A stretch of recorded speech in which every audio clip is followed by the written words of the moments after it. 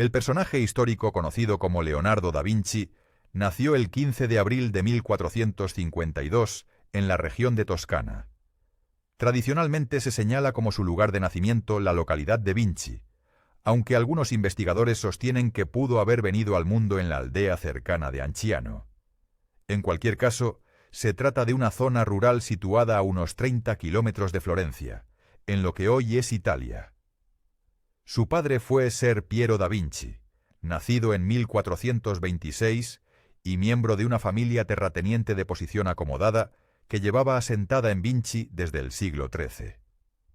Debido a esa vinculación histórica con el lugar, la familia adoptó el nombre del pueblo como apellido, precedido por la partícula da, que significa literalmente de, una costumbre común en la época. El título Ser, por su parte, era un tratamiento honorífico, utilizado para designar a profesionales del derecho, como notarios. Ser Piero era un notario de gran prestigio, encargado de dar validez legal a documentos oficiales y de desempeñar funciones comparables a las de un abogado o escribano. Aunque su actividad profesional lo mantenía principalmente en Florencia, hacia 1451 inició una relación con la mujer que sería la madre de Leonardo. De esa relación nació un hijo fuera del matrimonio, una circunstancia socialmente delicada, especialmente teniendo en cuenta la posición de Ser Piero. Aún así, ambos progenitores hicieron público el nacimiento sin ocultarlo, ignorando en gran medida el estigma social que podía conllevar. Durante siglos se supo muy poco sobre la identidad de la madre de Leonardo, a quien tradicionalmente se describía simplemente como una sirvienta llamada Caterina. Investigaciones más recientes en el ámbito de la historia del arte la identifican como Caterina di Meo Lippi, una huérfana de 15 años que residía en las cercanías de Vinci. Otras interpretaciones más especulativas, como las propuestas por el profesor italiano de literatura Carlo Becce, sugieren que Caterina pudo haber sido una mujer esclavizada originaria del Cáucaso. Esta hipótesis se apoya en un documento fechado en el otoño de 1452 y firmado por Ser Piero, en el que se registra la liberación de una mujer esclavizada llamada Caterina. Aunque con el tiempo se convertiría en una de las mentes más brillantes del Renacimiento, destacando en campos como la ciencia, la pintura, la arquitectura y muchas otras disciplinas, Leonardo da Vinci comenzó su vida en un entorno rural y marcado por su condición de hijo ilegítimo. Este hecho, según sugieren muchos historiadores, pudo haber sido decisivo en su trayectoria, ya que le cerró el acceso a los privilegios y derechos asociados a la posición social de su padre, empujándolo a buscar su propio camino a través de intereses diversos y no convencionales. Durante su primer año de vida, permaneció junto a su madre, Caterina, pero posteriormente pasó a ser criado por los padres de su padre, Antonio y Lucía, quienes ya eran personas de edad avanzada, con más de 80 y 60 años respectivamente. A partir de entonces, el contacto de Leonardo con sus progenitores fue escaso. Su padre residía y trabajaba en Florencia, donde acabaría contrayendo matrimonio, mientras que Caterina también rehizo su vida con otro hombre y tendría 5 hijos más. Ser Piero, por su parte, se casaría en 4 ocasiones y llegaría a tener un total de 11 hijos. La situación de ilegítimo condicionó de forma notable la educación de Leonardo. A diferencia de otros niños pertenecientes a familias acomodadas, no recibió formación académica en latín ni tuvo acceso a la universidad. Sin embargo, aprendió aritmética, lectura y escritura en italiano, así como a tocar la lira. Además, su tío Francesco le enseñó técnicas agrícolas, una experiencia temprana que probablemente influyó de manera decisiva en su interés permanente por la naturaleza y la observación científica.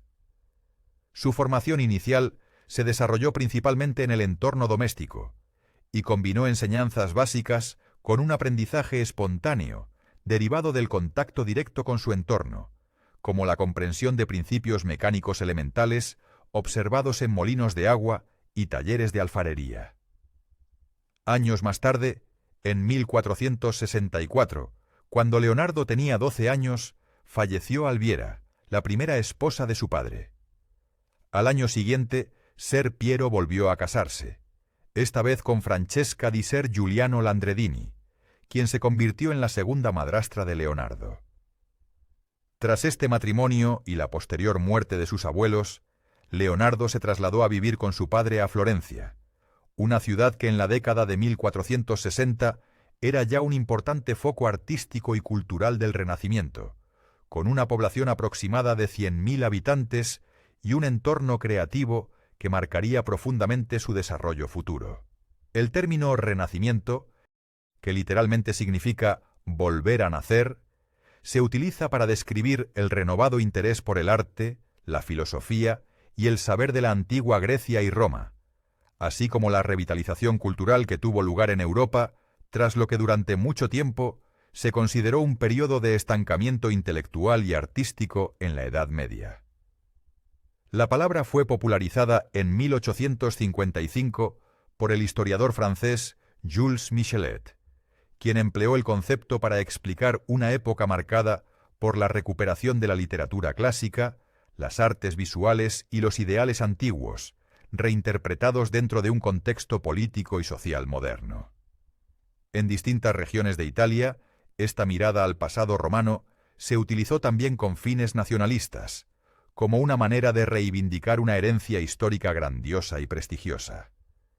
Conviene señalar, no obstante, que Renacimiento es un concepto considerado eurocéntrico por muchos estudiosos. Aunque entre los siglos XIV y XVII, Europa experimentó un notable impulso cultural y científico en comparación con las llamadas Edades Oscuras, otras civilizaciones, especialmente en Asia y en los grandes imperios islámicos, ya habían alcanzado importantes avances científicos, tecnológicos y filosóficos, en épocas en las que Europa atravesaba una fase de relativo atraso. Aún así, el término resulta útil para describir el amplio movimiento cultural del que Leonardo da Vinci fue una de las figuras más destacadas. En aquel periodo, Italia no constituía un estado unificado, sino que estaba fragmentada en poderosas ciudades-estado y extensas zonas rurales.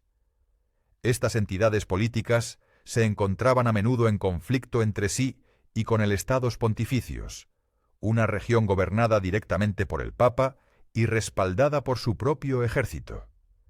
La estructura de poder estaba dominada principalmente por dos grupos sociales. Por un lado, familias nobles que conservaban tierras y privilegios heredados del sistema feudal.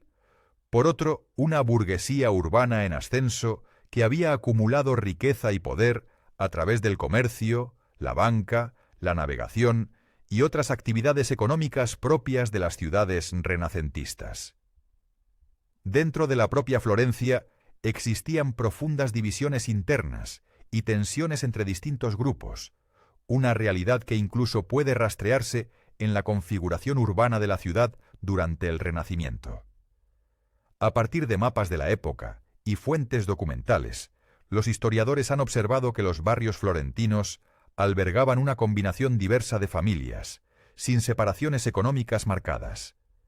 En un mismo vecindario podían convivir artesanos, comerciantes y linajes nobles establecidos allí desde hacía generaciones, casi como un vestigio del orden feudal, donde la presencia de familias poderosas ofrecía protección en tiempos de inestabilidad.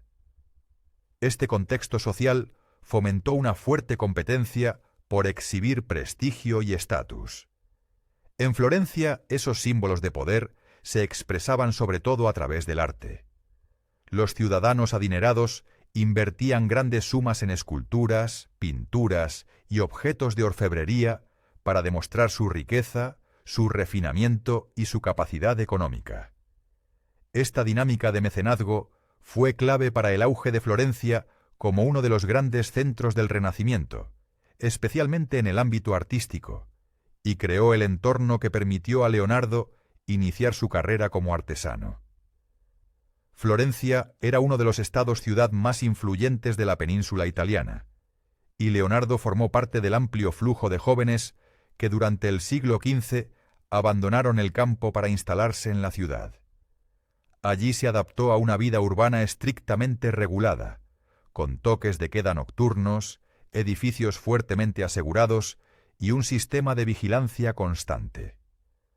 Además, la ciudad estaba protegida por murallas, reflejo de un clima general de inseguridad.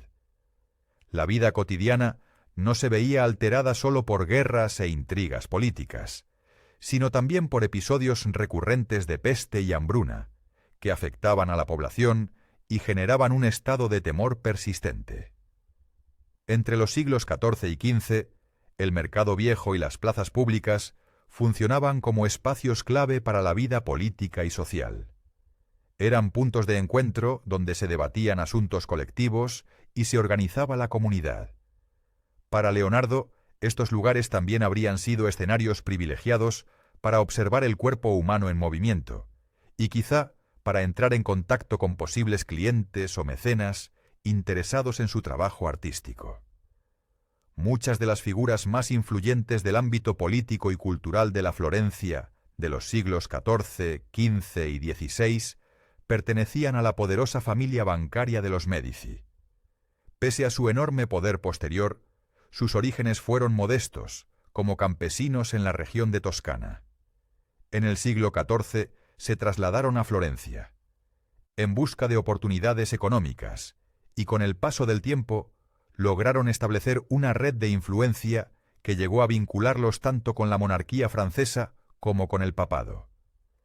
De especial relevancia para la trayectoria de Leonardo da Vinci fue el papel de los Médici, junto a otras familias influyentes, como grandes mecenas de las artes. Esta tradición comenzó con Cosimo de Medici, nacido en 1389, quien no solo consolidó el poder político de su familia en una época en la que los banqueros eran vistos con recelo, sino que también sentó las bases del patrocinio artístico mediceo.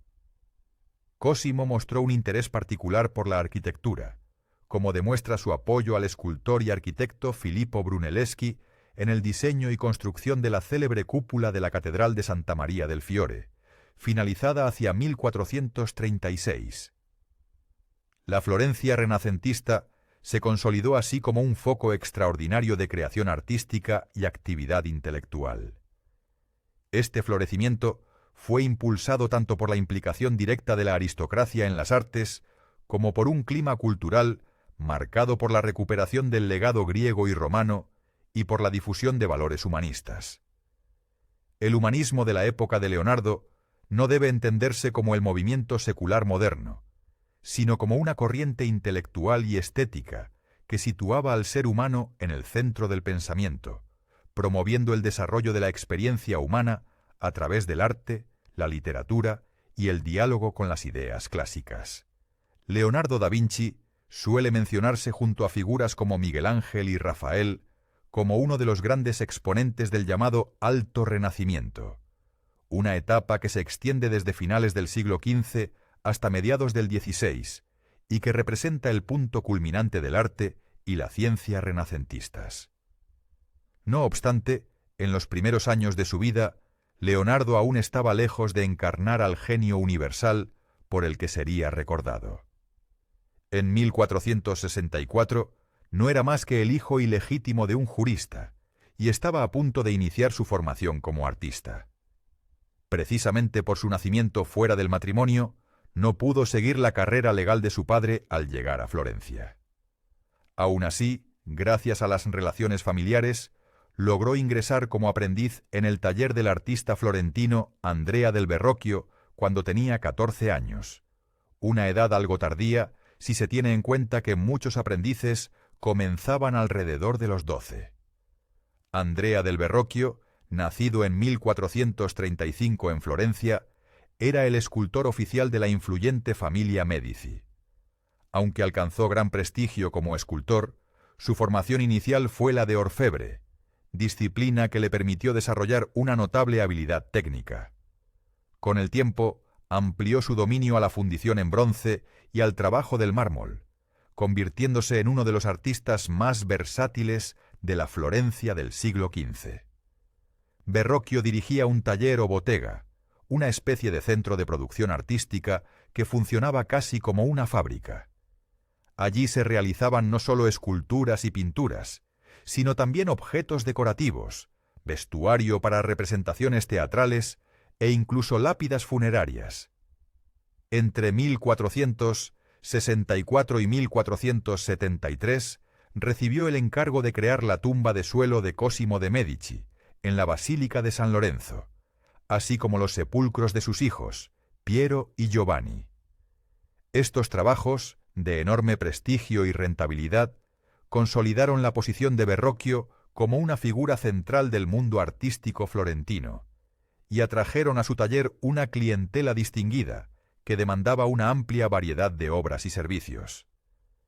Más allá de sus trabajos funerarios, Andrea del Verrocchio creó un gran número de obras de diversa naturaleza.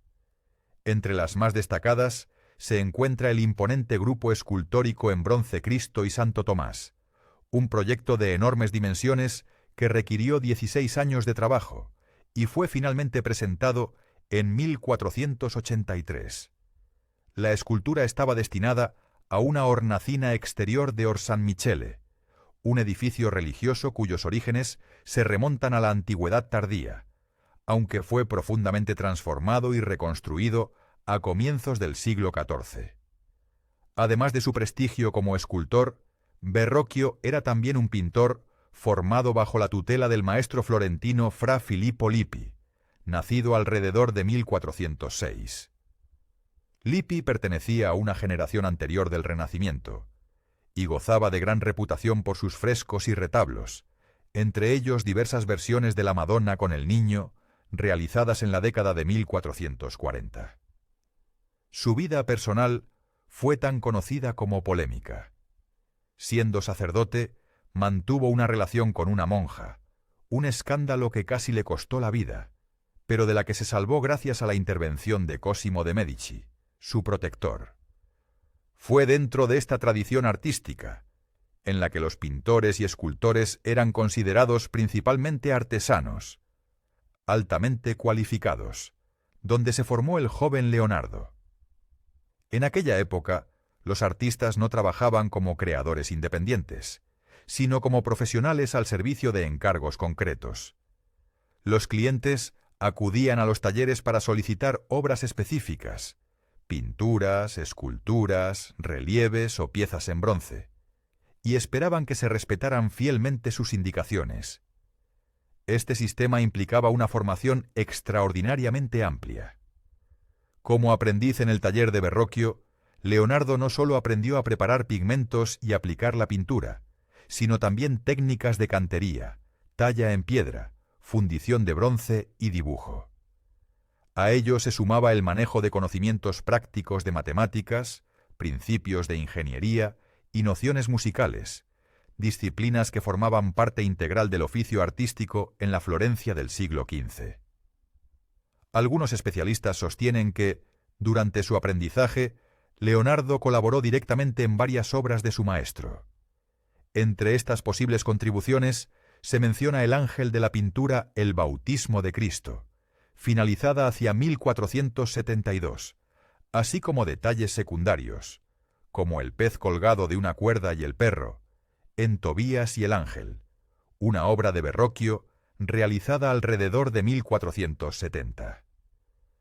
Algunos historiadores plantean la posibilidad de que Andrea del Verrocchio, impresionado o incluso intimidado por la destreza pictórica de su joven aprendiz y por su refinado manejo del color, decidiera abandonar progresivamente la pintura para centrarse en la escultura y la orfebrería. En sus primeros años de formación, Leonardo da Vinci trabajó principalmente con témpera, una técnica muy extendida en el Renacimiento que utilizaba yema de huevo como aglutinante para mezclar pigmentos en polvo con agua.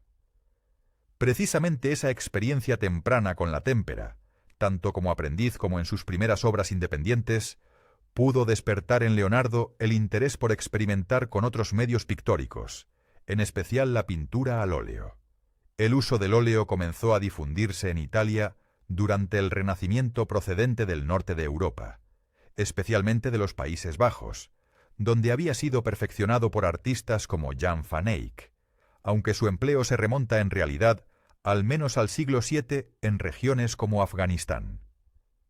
Esta técnica consistía en mezclar pigmentos con aceites, habitualmente aceite de linaza, para obtener una pasta flexible cuya densidad podía ajustarse añadiendo más medio. El óleo ofrecía ventajas decisivas frente a la témpera, ya que permitía transiciones más suaves de luz y sombra, una gama cromática más rica y un tratamiento más sofisticado de la profundidad y la perspectiva. Después de 6 años de aprendizaje en el taller de Verrocchio, Leonardo dio por concluida su formación alrededor de 1472, cuando contaba unos 20 años. Poco después ingresó en la Compagnia di San Luca, el gremio de pintores de Florencia. Durante el Renacimiento, pertenecer a un gremio era un requisito indispensable para poder abrir un taller propio y ejercer la profesión de manera independiente, ya que estas asociaciones regulaban la práctica artística y protegían los intereses de sus miembros. Aunque su admisión en el gremio marcaba su reconocimiento oficial como artista cualificado, Leonardo continuó trabajando en el taller de Verrocchio durante aproximadamente 5 años más, hasta 1477. Aún así, su estatus había cambiado. Ya no era simplemente un aprendiz, sino un maestro plenamente acreditado, con la capacidad legal y profesional para desarrollar su propia carrera artística de forma autónoma. Durante su etapa como asistente en el taller de Andrea del Verrocchio, Leonardo realizó su primera obra pictórica individual, La Anunciación, fechada aproximadamente entre 1472 y 1475 y actualmente conservada en la Galería Uffizi. La atribución de esta pintura ha sido objeto de debate. Algunos especialistas cuestionan que sea obra de Leonardo debido a ciertas irregularidades en el tratamiento del color y los tonos.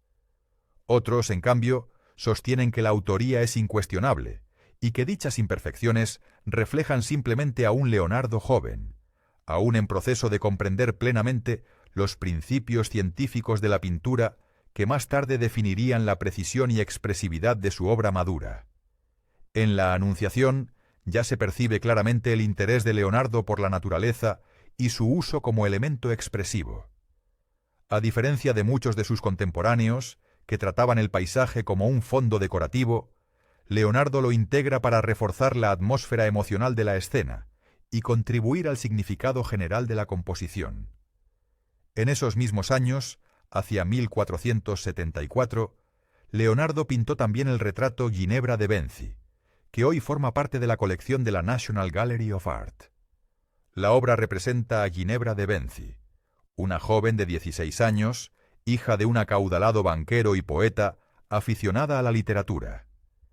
Dado que Ginebra contrajo matrimonio en enero de 1474 con Luigi Niccolini, se ha sugerido que el retrato pudo haberse realizado para conmemorar la boda. No obstante, también se ha planteado que el encargo proviniera de alguno de sus admiradores, entre ellos Lorenzo de Medici, nieto de Cosimo y una de las figuras políticas y culturales más influyentes de Florencia. El retrato presenta además una singularidad poco común.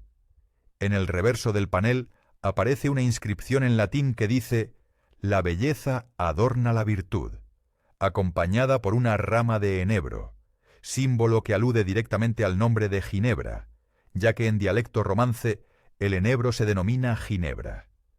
El dorso también está decorado con hojas de laurel y palma, y estudios recientes mediante escaneos infrarrojos han revelado un segundo lema en latín: virtud y honor.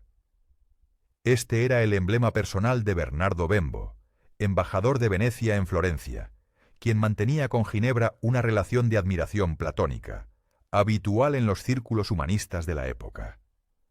Por esta razón, algunos investigadores han propuesto que tanto el retrato como su reverso pudieron haber sido encargados por Bembo. Sin embargo, al igual que la posible implicación de Lorenzo de Medici, esta hipótesis sigue siendo objeto de debate y no ha podido demostrarse de forma concluyente.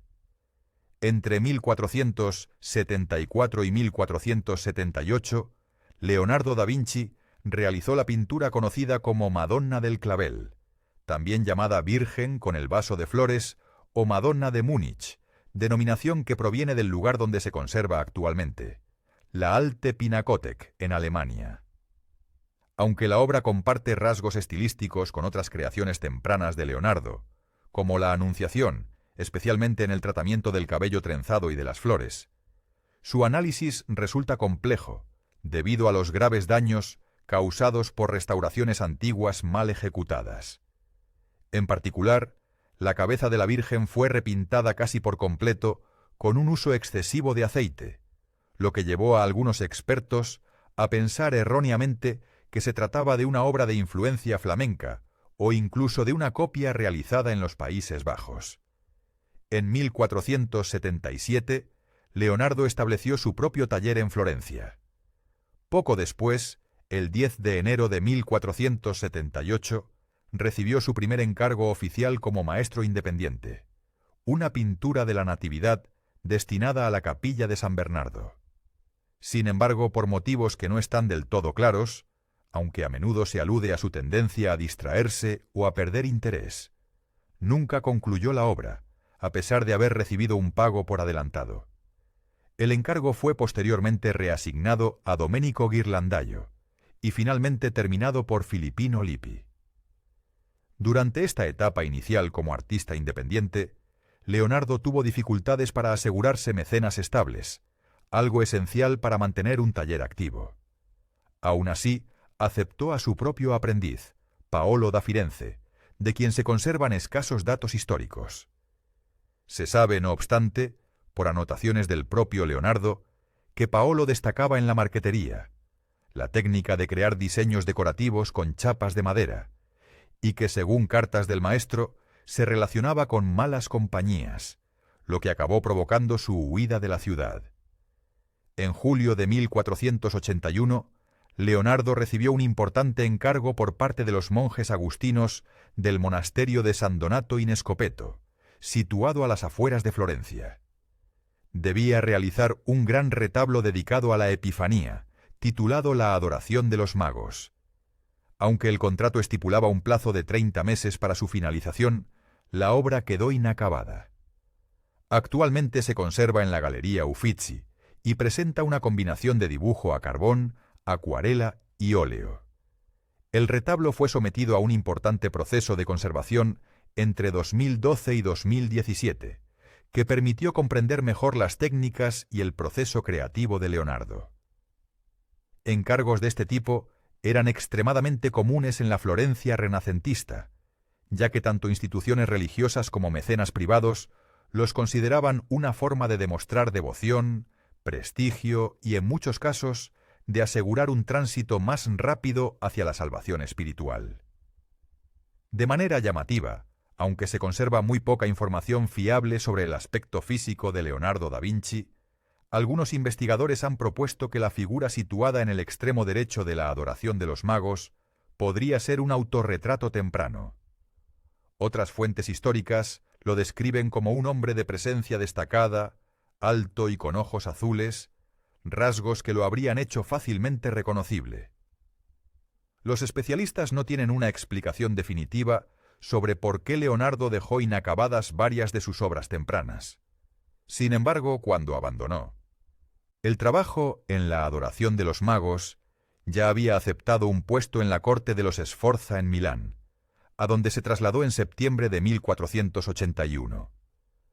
No está del todo claro si fue contratado directamente por el duque como músico de corte o si su llegada formó parte de un obsequio diplomático enviado por Lorenzo de Medici. En el siglo XV, Milán contaba con una población cercana a los 80.000 habitantes y acababa de atravesar un importante cambio político. En 1480, Ludovico Sforza asumió la regencia de la ciudad en nombre de su sobrino, Gian Galeazzo, que entonces tenía apenas 10 años. Hábil estratega, Ludovico consolidó su poder mediante alianzas con figuras clave como Lorenzo de Medici en Florencia y el rey Fernando I de Nápoles, recurriendo tanto a matrimonios políticos como a otras maniobras diplomáticas. Decidido a convertir Milán en un centro cultural capaz de rivalizar con Florencia, vio en Leonardo una oportunidad para elevar el prestigio de su corte mediante el mecenazgo artístico. Como músico al servicio de los Sforza, Leonardo tocaba una lira de plata con forma de cabeza de caballo, un instrumento poco común diseñado al parecer para causar impresión. Además, en sus cuadernos se han encontrado borradores de cartas, probablemente nunca enviadas, dirigidas al duque, en las que Leonardo enumeraba con confianza la amplia gama de habilidades que podía aportar a la corte, entre ellas su capacidad para diseñar maquinaria militar. En esos mismos cuadernos, Leonardo desarrolló ideas y dibujos de diversas invenciones bélicas, como una catapulta de grandes dimensiones, armas de múltiples cañones, dispositivos similares a lanzallamas e incluso un modelo primitivo de tanque. Dado que Milán se encontraba en conflicto con Venecia y era ya un importante centro de producción armamentística, estos proyectos resultaron especialmente valiosos. Gracias a ellos, Leonardo acabaría siendo nombrado ingeniero al servicio del duque, ampliando así su papel en la corte más allá de las artes. En 1489, Ludovico Sforza encargó a Leonardo da Vinci la realización de una monumental estatua ecuestre en bronce en honor a su padre, Francesco Sforza. El proyecto, ambicioso y técnicamente complejo, nunca llegó a concluirse, ya que las necesidades militares derivadas de los conflictos bélicos provocaron una grave escasez de bronce, que terminó destinándose a la fabricación de armamento. Durante su prolongada estancia en Milán, Leonardo aceptó a un nuevo aprendiz que acabaría acompañándolo durante más de 3 décadas, hasta el final de su vida. Se trataba de Gian Giacomo Caprotti, quien ingresó en su taller con apenas 10 años el 22 de julio de 1490. Pronto recibió el apodo de Salai, término que puede traducirse como diablillo o duende, debido a su inclinación al robo y a las constantes travesuras que desesperaban a su maestro. Numerosos investigadores han planteado la posibilidad de que Leonardo y Salai mantuvieran una relación de carácter romántico a lo largo de los 30 años que convivieron. No obstante, como señala el historiador George Chauncey, los comportamientos que hoy se asocian a la sexualidad no se interpretaban del mismo modo en el Renacimiento. La homosexualidad manifiesta estaba estrictamente prohibida por la Iglesia, aunque entre ciertos círculos humanistas y artísticos pudo existir una mayor tolerancia intelectual, influida por los modelos de relación entre maestro y discípulo presentes en la Grecia y la Roma clásicas. En cualquier caso, la cercanía entre ambos queda reflejada en el testamento de Leonardo, donde Salai fue beneficiado con una casa, tierras en Milán y varias obras de arte. Más allá de su trabajo escultórico y pictórico, Leonardo desarrolló en Milán una intensa actividad como arquitecto e ingeniero. Diseñó proyectos de iglesias de planta central y edificios civiles de inspiración clásica, y colaboró con figuras destacadas como Donato Bramante, cuyo trabajo estaba profundamente influido por la arquitectura de la antigua Grecia y Roma.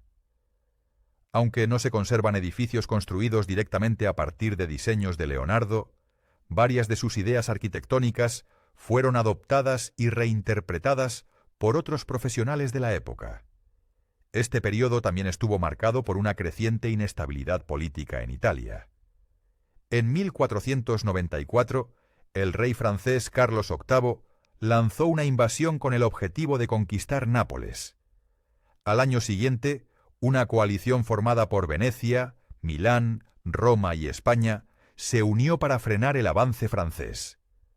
Aunque las tropas de Carlos VIII lograron imponerse en la batalla de Fornovo en julio de 1495, la presión de las fuerzas aliadas llevó finalmente a los franceses a retirarse de Nápoles y de los territorios italianos, marcando el fin de esa campaña militar. En 1495, Ludovico Sforza encargó a Leonardo da Vinci la realización de una obra destinada a convertirse en una de las imágenes más célebres de la historia del arte, la Última Cena. La pintura fue concebida para cubrir uno de los muros del refectorio del monasterio de Santa María delle Grazie, en Milán. El fresco, una técnica muy extendida en el Renacimiento, consistía tradicionalmente en aplicar pigmentos sobre yeso aún húmedo. Con la ayuda de numerosos asistentes, Leonardo tardó entre 2 y 3 años en completar la obra, un plazo que, para los estándares del siglo XV, no resultaba especialmente largo. No obstante, Leonardo decidió apartarse del procedimiento clásico y experimentó con una combinación de óleo y témpera aplicada sobre el muro seco. Esta elección técnica, aunque le permitió trabajar con mayor libertad y detalle, tuvo consecuencias negativas. La pintura se volvió extremadamente vulnerable a la humedad del edificio, lo que aceleró su deterioro. Ya pocas décadas después de su finalización, la Última Cena presentaba un estado alarmante, y hoy se estima que apenas un 20% de la superficie conserva pintura original ejecutada por la mano de Leonardo. El proceso de degradación comenzó casi de inmediato, debido tanto a la técnica empleada, una mezcla de óleo, témpera y gesso, como a las condiciones ambientales del refectorio. A lo largo de los siglos, la obra fue sometida a numerosas intervenciones. La restauración más ambiciosa se inició en 1978 bajo la dirección de Pinín Brambilla y concluyó en 1999, tras más de 20 años de trabajo y una inversión millonaria. Este proceso implicó la eliminación cuidadosa de hasta 5 capas de repintes acumulados con el tiempo. Más allá de sus problemas de conservación, la obra destaca por decisiones compositivas innovadoras. Leonardo representó a Judas integrado entre los demás apóstoles, en lugar de aislarlo como era habitual. Cristo ocupa el centro de la escena y actúa como eje visual y simbólico, mientras que la iluminación de los rostros parece emanar de él, un efecto logrado mediante el uso magistral de la luz y la sombra. Aunque hoy se considera uno de los mayores logros de Leonardo, en su momento la pintura generó frustración entre sus mecenas, molestos por el ritmo de trabajo del artista. Según la tradición, Leonardo llegó a perder la paciencia con un abad especialmente insistente, y lo amenazó con utilizar su rostro como modelo para Judas, si continuaba presionándolo. Durante su estancia en la corte de Ludovico Sforza, Leonardo desempeñó el papel de retratista oficial de la nobleza y de los miembros de sus familias. En ese contexto, produjo algunas de sus obras más notables y adquirió gran prestigio por su extraordinaria habilidad para plasmar la expresión psicológica y la emoción en los rostros de sus modelos. Para perfeccionar ese talento, realizó numerosos estudios preparatorios centrados tanto en lo grotesco como en lo idealizado, rasgos que también se reflejan en sus representaciones de la Virgen. En el ámbito del retrato, introdujo un enfoque innovador al representar a los personajes en posición de 3/4, en lugar del perfil rígido tradicional. Esta elección le permitía trabajar con mayor sutileza la profundidad, la luz y las sombras. Uno de los ejemplos más logrados de esta etapa es el retrato de Cecilia Gallerani, amante de Ludovico, donde Leonardo incluyó también un animal simbólico, demostrando su capacidad para captar el movimiento y la vida tanto en figuras humanas como animales. Paralelamente, Leonardo se involucró en prácticas poco habituales para un artista de su rango, como la observación directa y el dibujo de disecciones anatómicas. Estas experiencias le proporcionaron un conocimiento mucho más preciso de la estructura del cuerpo humano, lo que se tradujo en representaciones más realistas y convincentes de figuras vivas. Asimismo, desarrolló estudios detallados sobre el efecto de la luz solar sobre los cuerpos, analizando cómo se proyectan las sombras y plasmando estas observaciones en dibujos de gran exactitud. En 1498, aún en Milán, Leonardo fue nombrado Ingegnere Camerale, o ingeniero de la cámara, un cargo que implicaba diseñar fortificaciones y armamento para la región de Lombardía ante la amenaza de una invasión francesa.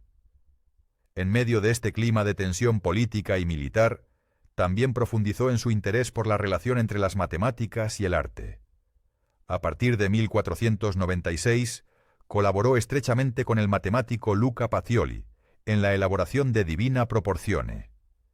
Pacioli, nacido en San Sepolcro en 1445, había estudiado probablemente con Piero de la Francesca y contaba con una sólida reputación académica, consolidada tras la publicación de su influyente tratado Summa de Arithmetica, Geometria, Proporzioni et Proportionalità en 1494, antes de ser invitado por Sforza a enseñar matemáticas en Milán.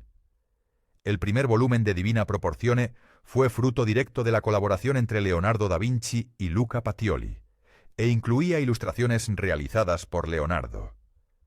Posteriormente, la obra se amplió y publicó como un conjunto de 3 libros bajo el mismo título, dedicados al estudio de la llamada proporción áurea, un principio matemático aplicado a la división y organización de formas en el arte, la arquitectura y otros objetos, con el fin de lograr equilibrio y armonía visual. Al valorar estos aportes, conviene recordar que Leonardo no había recibido formación académica en lo que entonces se conocía como filosofía natural, es decir, la ciencia. Aún así, defendía de manera constante la observación directa y la experiencia empírica como bases fundamentales del conocimiento, y sostenía que la realidad no podía comprenderse únicamente a través de los libros. El 5 de octubre de 1499, el recién coronado rey francés Luis XII, descendiente de los antiguos duques de Milán, invadió la ciudad con el apoyo de Venecia, obligando a Ludovico Sforza a huir. Aunque Ludovico intentó recuperar el poder un año después, fue capturado. Luis XII reclamaba Milán por derechos dinásticos vinculados a la familia Visconti, a la que los Sforza habían desplazado. Tras la caída de la ciudad, Leonardo abandonó Milán junto a Salai y Pacioli. Su primera parada fue Mantua, donde fue recibido por la marquesa Isabela d'Este, de quien realizó un retrato a modo de boceto que hoy se conserva en el Museo del Louvre. Más tarde se dirigieron a Venecia en marzo de 1500 y poco después regresaron a Florencia, donde convivieron en una misma casa. Durante su breve estancia en Venecia, Leonardo se encontró en una ciudad amenazada por un posible asedio, ya que el Imperio Otomano se hallaba en guerra con la República entre 1499 y 1503. Buques turcos permanecían frente a la costa, y Leonardo ofreció sus servicios como ingeniero militar. En ese contexto, diseñó equipos de buceo que, según creía, podrían emplearse en ataques submarinos contra naves otomanas, así como sistemas defensivos destinados a destruir barcos antes de que alcanzaran los puertos. Como muchas de sus ideas bélicas, estos proyectos eran ingeniosos pero poco prácticos, y rara vez pasaron del papel. En abril de 1500, Leonardo regresó definitivamente a Florencia, aunque la ciudad ya no era la misma que había dejado años atrás. La poderosa familia Médici, que había dominado la política florentina durante generaciones, había sido expulsada tras el grave error diplomático de Piero de Medici, conocido como el Desafortunado, quien en 1494 se reunió con Carlos VIII durante la invasión de Nápoles y entregó varias fortalezas sin el consentimiento de la Signoria. Si 2 décadas antes Leonardo había tenido dificultades para asegurarse mecenas al establecer su taller, ahora el nuevo clima político y cultural lo favorecía. Era visto como un maestro consagrado del llamado estilo heroico, muy apreciado en ese momento, lo que le valió numerosos encargos. De hecho, cuando Filippino Lippi supo que Leonardo estaba interesado en un retablo que él mismo había recibido, renunció al encargo para cedérselo. Leonardo se instaló entonces en el monasterio de la Santísima Annunziata, donde fue contratado para pintar Virgen y el Niño con Santa Ana, una obra más que, fiel a su trayectoria, quedaría inacabada. En 1502, Leonardo da Vinci fue nombrado ingeniero militar al servicio de Cesare Borgia, una figura estrechamente asociada a Niccolò Machiavelli. En ese momento, Césare comandaba los ejércitos del Papa y los utilizaba para someter territorios de la Italia central. Nacido en 1475, era hijo ilegítimo del Papa Alejandro VI, y junto a él aspiraba a consolidarse como un príncipe italiano, restaurando el dominio efectivo del Estado pontificio en la región. Tras contraer matrimonio con Charlotte d'Albret y recibir el título de Duque de Valentinois por parte de Luis XII, Césare combinó fuerzas francesas y papales para imponer su autoridad. Sin embargo, después de ordenar el asesinato por estrangulamiento de Vitellozzo Vitelli, amigo cercano de Leonardo, éste decidió abandonar su cargo y regresar a Florencia. Poco después, en 1503, Césare perdió el poder tras la muerte de su padre. Fue encarcelado en España y finalmente murió en combate en 1507. Durante esos años, Leonardo produjo algunas de sus obras más admiradas y demostró un talento excepcional para la cartografía, especialmente con el detalladísimo plano de Imola, una representación sin precedentes por su precisión. También concibió un ambicioso proyecto para unir Florencia con el mar mediante la canalización del río Arno, elaborando modelos sobre corrientes y flujos de agua, aunque la iniciativa fue abandonada. Poco después, tras la expulsión de los Médici, las autoridades florentinas encargaron grandes frescos conmemorativos de victorias militares. La batalla de Anghiari, 1440, y la batalla de Cascina, 1364. Miguel Ángel fue designado para la segunda, mientras que Leonardo recibió el encargo de la primera. Ninguna de las dos obras llegó a completarse. Leonardo volvió a experimentar con técnicas mixtas de óleo y témpera, lo que frustró el proyecto, y Miguel Ángel fue llamado a Roma antes de finalizar el suyo. Décadas más tarde, en la década de 1560, Giorgio Vasari cubrió ambos murales. Entre Leonardo y Miguel Ángel existió una rivalidad notable, alimentada también por sus temperamentos opuestos. Miguel Ángel era conocido por su carácter áspero y combativo, mientras que Leonardo destacaba por su actitud reservada y refinada. El primero criticaba abiertamente la tendencia del segundo a dejar obras inacabadas. En 1503, Leonardo inició la pintura de la Mona Lisa. Generalmente se identifica como un retrato de Lisa Gherardini, esposa del comerciante de seda Francesco del Giocondo, aunque esta atribución ha sido objeto de debate constante. Leonardo trabajó en la obra durante al menos 4 años y continuó retocándola intermitentemente durante el resto de su vida, conservándola siempre consigo. Este hecho resulta enigmático, ya que las pinturas por encargo solían entregarse al cliente una vez finalizadas. Hoy considerada quizá la pintura más famosa del mundo, la Mona Lisa fue robada el 21 de agosto de 1911 por Vincenzo Peruggia y recuperada 2 años más tarde cuando intentó venderla. Actualmente se exhibe en el Museo del Louvre. Hacia 1507, Leonardo da Vinci fue nombrado artista de corte del rey Luis XII en Milán, donde recibía un salario regular y se ocupaba, entre otras tareas, del diseño de escenografías y dispositivos festivos. Al año siguiente, su principal protector en la ciudad fue Charles d'Amboise, gobernador de Milán, para quien Leonardo elaboró proyectos arquitectónicos que incluían una villa con loggia, un oratorio y jardines con ingenios hidráulicos y aviarios. Algunos especialistas consideran que estas ideas pudieron estar influidas por la célebre villa de Poggio Reale.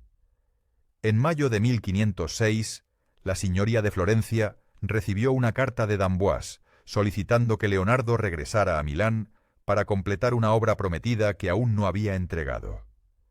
Al mismo tiempo, el artista seguía en deuda con Florencia por el fresco inacabado de la batalla de Anghiari.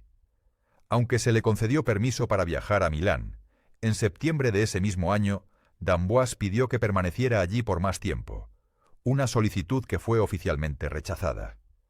A pesar de ello, Leonardo decidió quedarse. Más adelante, regresó a Florencia para resolver un litigio familiar con uno de sus hermanos tras la muerte de su padre en 1504.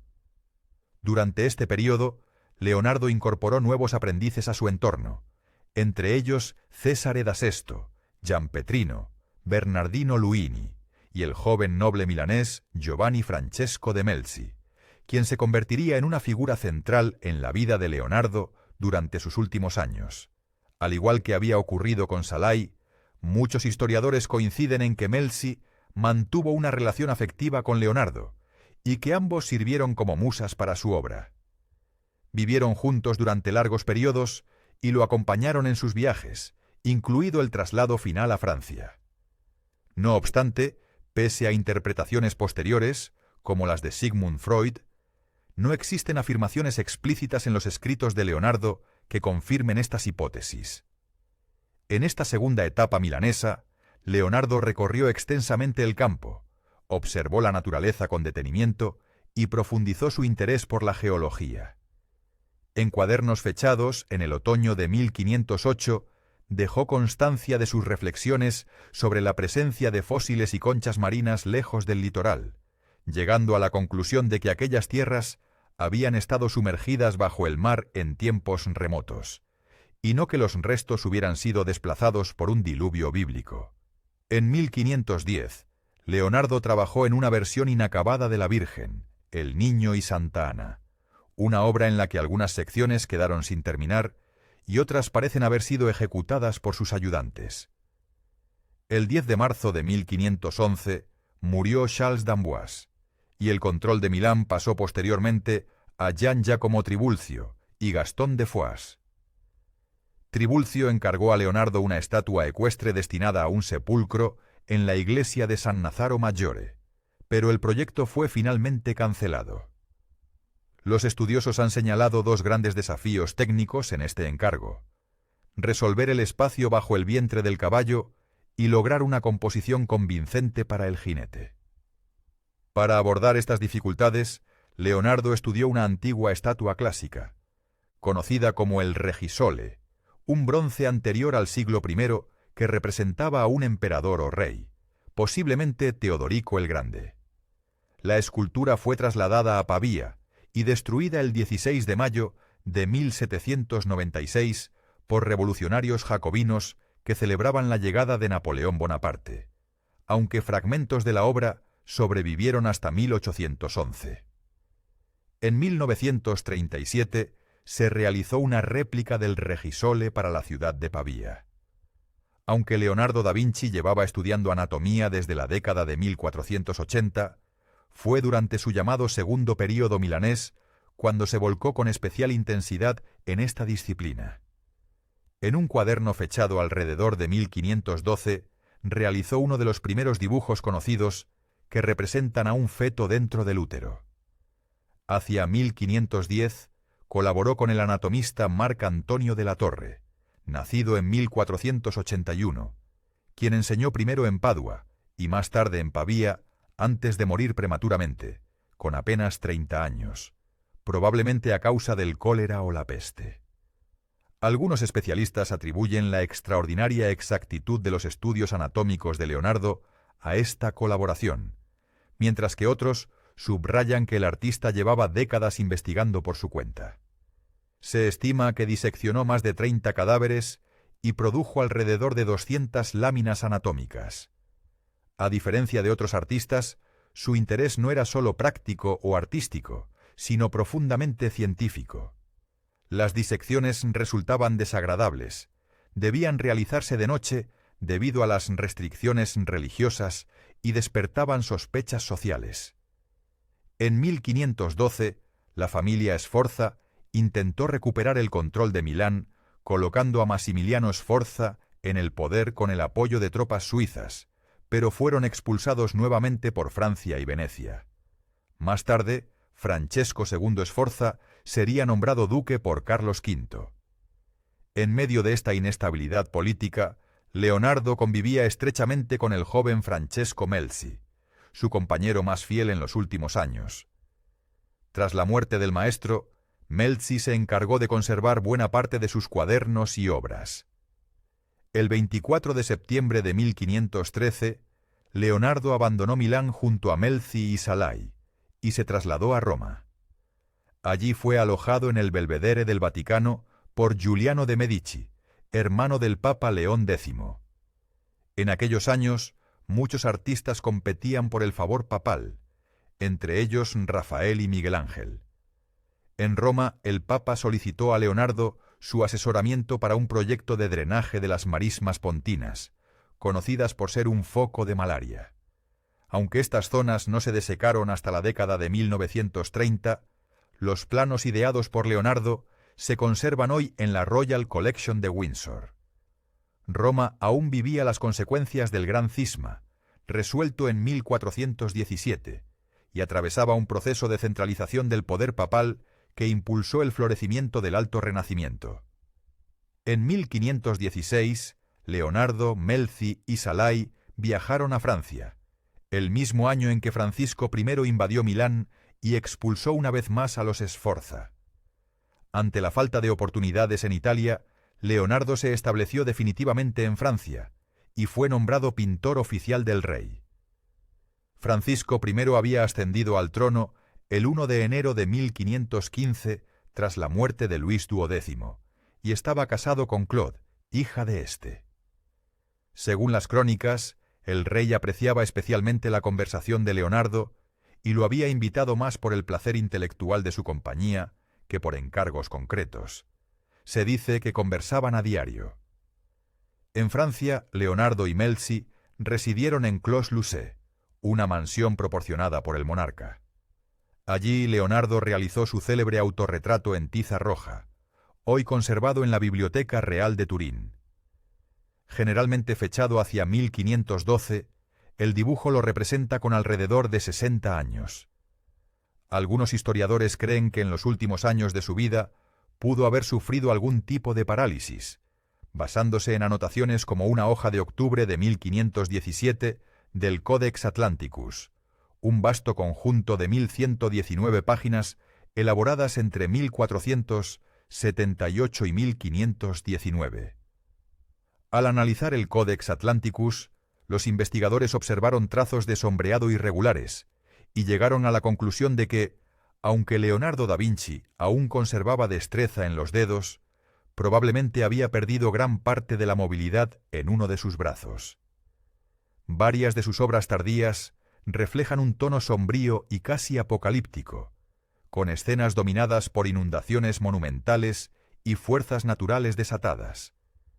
En sus últimos años, Leonardo intentó ordenar y clasificar las miles de páginas de notas que había acumulado a lo largo de su vida, una tarea colosal que nunca llegó a completar. Leonardo da Vinci falleció el 2 de mayo de 1519, a los 67 años de edad. Fue enterrado en la iglesia de San Florentin de Amboise, en Amboise, pero este edificio fue demolido en 1802, lo que provocó la pérdida definitiva de la ubicación exacta de su tumba. El legado de Leonardo no se limita a sus pinturas y frescos más célebres, sino que incluye también sus cuadernos de notas, que según las estimaciones originales alcanzaban unas 20.000 páginas, de las cuales se conservan aproximadamente 7.000. Parte de este material se encuentra hoy en Milán y en Inglaterra, mientras que otros textos fueron recopilados y publicados bajo el título Tratato de la Pittura. Esta obra reúne 8 libros y 935 secciones o capítulos, y constituye una fuente esencial para comprender su pensamiento artístico. En ella, Leonardo defendía la idea de que el arte debía situarse al nivel de la ciencia, ya que consideraba que el acto artístico poseía una cualidad casi divina, capaz de recrear y condensar la esencia del mundo natural. Sus cuadernos revelan una curiosidad inagotable por fenómenos como el movimiento del agua, el vuelo y la anatomía humana. El poder del agua lo fascinó desde joven, especialmente tras presenciar las inundaciones del río Arno, experiencias que probablemente influyeron tanto en su interés por la fuerza destructiva de la naturaleza como en la idea de que el ingenio humano podía llegar a dominarla. Otra de sus obsesiones fue la posibilidad del vuelo humano. En 1485 diseñó lo que muchos consideran el primer paracaídas funcional de la historia. Más de 5 siglos después, el 26 de junio de 2000, el paracaidista británico Adrian Nicholas puso a prueba este diseño con éxito, confirmando una vez más la asombrosa visión anticipatoria de Leonardo.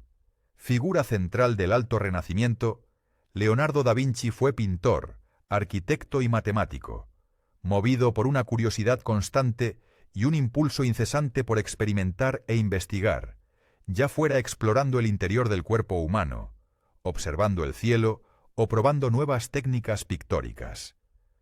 Aunque estuvo condicionado por las limitaciones de su tiempo, dependencia de mecenas, inestabilidad política y la necesidad de desplazarse entre Italia y Francia, esas mismas circunstancias le permitieron transitar una diversidad extraordinaria de caminos intelectuales y creativos a lo largo de una sola vida.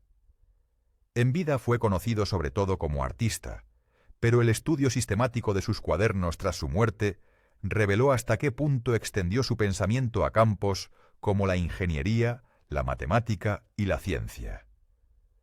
Leonardo gozó de reconocimiento e influencia mientras vivió, y su prestigio creció aún más después de su fallecimiento, a pesar de que dejó gran parte de sus proyectos sin concluir. Persisten dudas sobre el grado exacto de su participación en algunas obras que se le atribuyen, y muchas de sus piezas han sido restauradas en repetidas ocasiones, lo que plantea interrogantes sobre cuánto de su genio original podemos percibir hoy con fidelidad.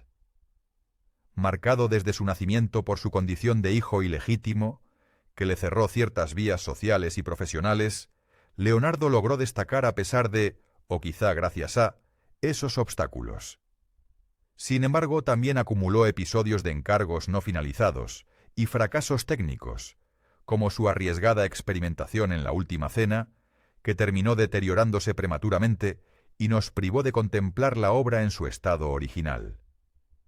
Como ocurre con otras grandes mentes de la historia, surge entonces una pregunta inevitable. ¿Puede existir la innovación sin asumir riesgos? ¿Cuál es tu opinión sobre Leonardo da Vinci? ¿Crees que su fama como hombre del Renacimiento está plenamente justificada? ¿O consideras que su influencia ha sido engrandecida en detrimento de otros creadores igualmente relevantes de este período de la historia europea?